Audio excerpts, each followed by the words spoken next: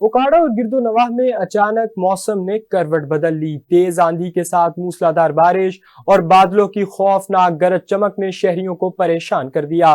मौसम की अचानक तब्दीली से दिन के वक्त ही अंधेरा छा गया और ट्रैफिक की रवानी शदीद मुतासिर हुई। तेज हवाओं के बायस कई मुकामात पर दरख्त और साइन बोर्ड गिर गए, जबकि मुतादिद इलाकों में बिजली की फराहमी भी मुअत्तल हो गई। मोटरसाइकिल सवारों और पैदल चलने वालों को खास तौर पर शदीद मुश्किलात का सामना करना पड़ा।